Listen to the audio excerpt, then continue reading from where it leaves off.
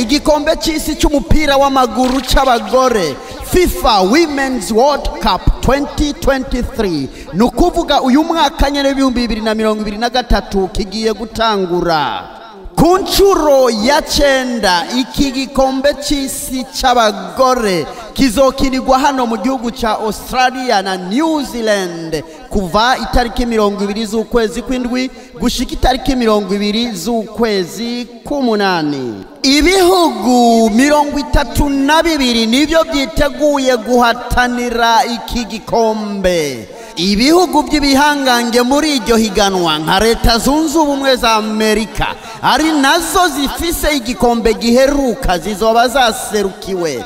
Kapitene Alex Morgan n'abagenzi biwe bazobica bicike. Brazil ya Marta Vieira da Silva nayo musanzwe muyizi ko ari abami b'umupira w'amaguru. Kino gikombe baragishaka cyane. Ubufaransa bwa Eugenie Le Sommer hamwe n'umumenyereza w'igihangange Hervé Renard ishati yera nabo bazoba bahari. Australia ya kapitene Sam Kerr nayo ntishaka ko iki gikombe kiva hano. Ubwongereza The Lionesses intare z'ingore zizoba zirangajwe imbere na kizigenza wazo Lauren Hempe nazo zikeneye kwandika amateka.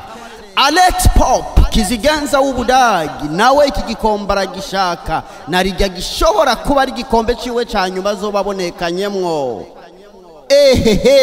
Afrika yacu nayo izoserukirwa na Morocco, Nigeria, Afrika y'Epfo hamwe na Zambia. Iyi Zambia ikabiherutse kwirahira Ubudagi ibitsindo 3-2 mu mukino wa gicuti.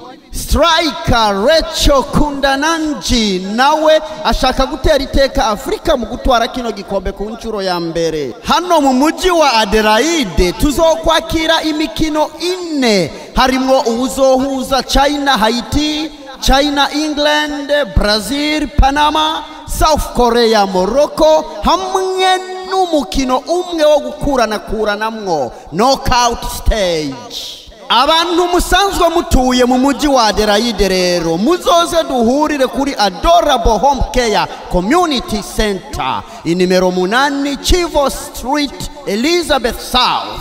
Aho rero niho tuzorabiriza inkino kuri screen amahero.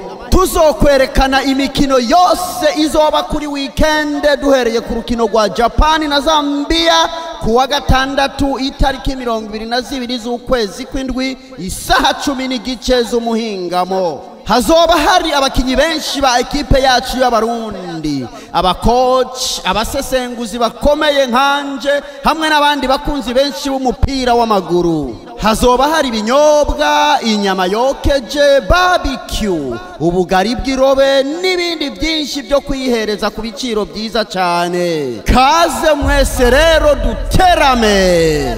FIFA Women's World Cup Australia na New Zealand.